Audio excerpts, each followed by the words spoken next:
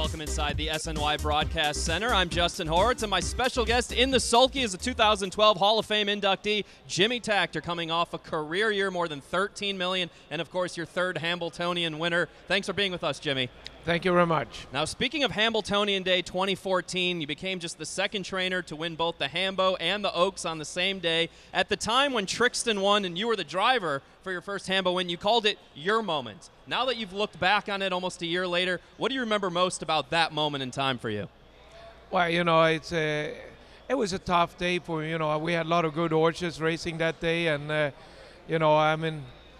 I didn't think I was going to be the winner myself. I thought, Yannick would have been, but, I had a good horse, and things worked out good for me, and not so good for Yannick. So, right now, at the moment, of course, you're always a little bit, you want to see every horse do its best, and but looking back at it now, I'm very proud and very happy about it. I know you were shocked about Father Patrick making a break at 3-5 that ended his 15-race winning streak. He came back in his first start of the year in the Maxi Lee and was absolutely a killer. And then last time he gets beat by J.L. Cruz, a fast mile, but nonetheless he got beat. How surprised were you by that loss, and what do you think happened? Well, the horse race tremendous. He used him very hard on the backside, and he come 26-4 at the end in the 51 mile. He had just one start under his belt, and nothing to be embarrassed. The horse that beat him is very good, but he was drifting out 7-8 wide, so I don't think Patrick really got challenged. So a lot of horses, they get, when they don't have a horse beside them and a horse coming so far out, they don't even see them. Now, you have post 10 tonight, and I hate to be the reminder of bad news, but last time Patrick had post 10 here at the Meadowlands in a big stakes race, didn't go so well. That was Hambletonian Day. Do you think that when he's losing now as a 4-year-old, since he's already gone to stud, do you think that hurts his stud value when he's losing now? Does it hurt his reputation at all? No, not at all. We will see a lot of these horses, and I promise he's going to have a fantastic season this year. He's feeling extremely good. He's very happy. Sure, great horses can get beat all the time. That's just the way it is. They're flesh and blood, and things got to work perfect. You got to have a good trip. Some horses, they can go 51 inside of you, and if you get drifted 3 wide and get taken a little hard, there is not so much room between the winner and loser in this game anymore. Normally if he get the trip, he should jog in this race, in my opinion, but, it's not a sure thing. Now let's talk about Hambletonian 2015, 8 weeks from tomorrow, and surprise, surprise, you're loaded again as we head towards the road to the Hambletonian. Now, Canepa Hanover, you compared him to Trixton, which is pretty high praise. We saw him dominate here in the Sire Stakes final. Favorite tomorrow in the good times at Mohawk. Is he your number 1 Hambo horse at this point?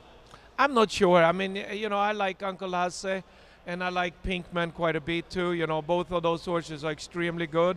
And, you can never rule out a horse like Pinkman. Technical speaking, he's basically could have been undefeated. He had a little bad luck in Canada, got locked in, and he lost his first start when I drove him from a bad post in Lexington. He's a fantastic horse, and he's very consistent. So, I cannot say who's better right now. Now, Pinkman is the 2-year-old champion. We saw him win the Breeders' Crown here, and like you said, he's only lost twice. He's 3 for 3 this year in Pennsylvania Sire Stakes action. But you mentioned him, but it seems like everyone else is kind of overlooking him. Is it fair that he's kind of playing second fiddle to Canepa or whoever else is the flavor of the day in your stable? Well, he, like you said, he won 3 starts this year, and he's haven't gone fast mile like Uncle Hasse and Canepa have. It really doesn't matter. I know this horse have quite a bit in him, and I think he's a serious contender. So. But he's a gelding, and he's not as flashy as Canepa and Uncle Hasse, so maybe that's has a factor to it. Now, in addition to Canepa tomorrow in the Good Times final at Mohawk, you also have French Laundry in the bank. Where do they fit against Canepa and the rest of those horses? Well, definitely French Laundry is a horse that he finished second to Canepa in the side stake final here in 51-4. And he's a big fighter, and he's not the smoothest going horse, but the same token, he's a fantastic attitude, and he always gave what he got. And you know, I mean, you can never rule out the horse like that. If he get the right trip, he's going to definitely be a challenge. Now, Uncle Lasse is the full brother to Shake It Carry. He's also 3 for 3 this year in Pennsylvania Sire Stakes action. Where's he going to go next? I haven't decided that, but it looks like they have the Earl Beals coming up, both him and Pinkman. But you know, it's a tough race that you know, race there, and you race 2 times in Pocono in a very, very tough race, and so far no horse have come out of that race well and end up doing super end of the year. How about Whom Shall I Fear, the full brother to Father Patrick? Is he still on the Hambo Trail? He's been 6th in his last 2 starts. He's a funny horse. I mean, he's so extremely green, and I drove him myself last start, and he had a bad post, and he had also bad post the previous start. Never got into the race, and you know, when he on the right target, you know, I know this horse can go very fast, but his brain is not 100% in the game yet. I don't think he have a clue what is going on yet. Now, am I missing anyone? Well, you know, I mean, I have Walter White. Walter White is a very good horse. Just got nosed out in 53 and Sire Stake, come 3rd over in Pocono. I like him quite a bit. I got Apostle Creed. He's a very good horse also. He's racing in the final of Sunday at Vernon. Sunday Empire at Breeders' Vernon, yeah, Classic. and he started coming around very good.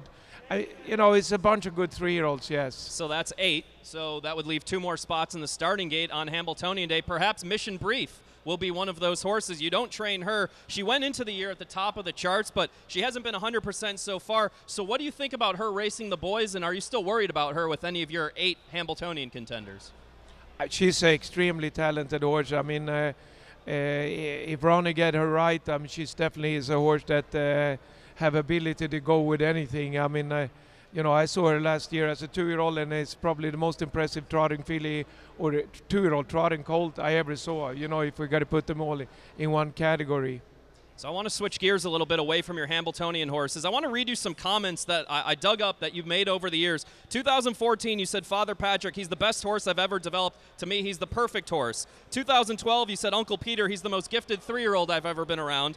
When Moneymaker passed away, you said, I think she's the best horse that ever lived. And earlier in this year, you called Canepa Hanover, his ability is as good as I ever saw. Are you guilty of overhyping your horses publicly? Well, you know, results talk for itself. I mean, it's not like Moneymaker or Uncle Peter or Father Patrick done well. I mean, I think I know my horse quite well. I mean, I'm not going to compare Canepa yet to Father Patrick, and Trixton yet. But you know, there's so many of these horses showing tons of ability, and if things work out right, I know the bred for it. I mean, I have a fortune to train these caliber horses, and the bred to be stars, and hopefully I can bring it out of them. Speaking of which, you have 52-year-olds this year that are getting ready to start their career, but so many horses, so many well-bred horses all in your barn. Is that a bad thing for harness racing, for one guy to have so many of those potentially good horses? Well, you know, I mean, it's hard to answer that. You know, I mean, we have, you know, I mean, I can't be the one to answer that question. It's a good problem to have too many horses, certainly. Now, do you think you get enough credit when those well-bred horses, the expensive yearlings, when they do develop, do you think you get enough credit, or do people say, well, they're supposed to be that good? Well, I don't know. I mean, you know, it's, you know, I mean, it's a lot of people buying expensive horses, but you got to always bring it out of them, you know, and it's, you know, I mean, I'm a guy that done this many years and handle the pressure. Some people can't handle the pressure, train a good horse either. You know, they think it's a little bit too much. But, you know, I mean, I don't take the pressure that hard. You know, I mean, it's I work every day and try to bring the best out of these horses. Now, you're a Hall of Famer, and you and I have had this conversation a few times about the sport as a whole and the industry as a whole. If there was one thing we could do as the industry tomorrow that would improve the sport, bring new fans into the game, and really bring us forward, what's that one thing that we could do tomorrow that would help us out? You should have asked me that question earlier so I could think about it. But I don't know. I mean, it's you know, I mean, getting casino here at Meadowlands is a big plus, and it's something that the sport really need, and will help the state too, you know, quite a bit. And you know, I don't see any sense why we, you know, should fight with Atlantic City. I mean, Meadowlands is a great spot, and it's good for the state of New Jersey. But talking about the sport itself, that's not really my solution for it. I mean, it's we gotta bring the fans in and make it a little bit more excited, and you know, improve our TV cameras and make this, you know, everything, you know, to make it more excited for people to come here. We really have to take care of the crowd, and that they enjoying what they, you know, enjoy, have a great time when they come to the races. And you know, that's something we maybe took people to granted for much in the 80s, and it's time we wake up and take care of them.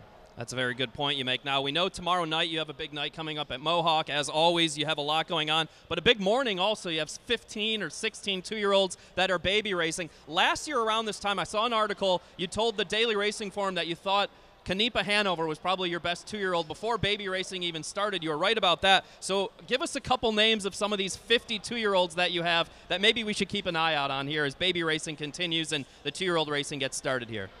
Well, I qualify one colt. He's the second time out. His name is Jimmy William, named after me, and he's out of Solvik, brother to Shaky Carey. And Solvik is my mother's name, so that's why we kept those names.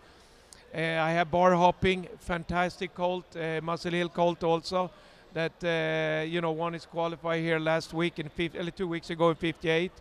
We have Dominus Hanover, is an extremely talented trotter tomorrow, you know, also. And we had 3 or 4 winners in Pocono. There's really good trotted colts and fillies that was good last. It's right now it's so difficult to say which one gonna step it up there, but those 3-4 names I mentioned are the top group at this moment. Well, we really appreciate you stopping by. I could go on for another hour with you, but we got to move on. Master of Law, Father Patrick, somewhere in L.A. tonight at the Meadowlands. Good luck with those 3. Good luck on the road to the Hambletonian. Jimmy, thanks for spending some time with us tonight here in the Sulky. Thank you very much. Thank you for having me. Jimmy Takter in the Sulky. Coming up, Bob Hollywood Hayden. We tee up tonight's program here at the Meadowlands. We're right back after this.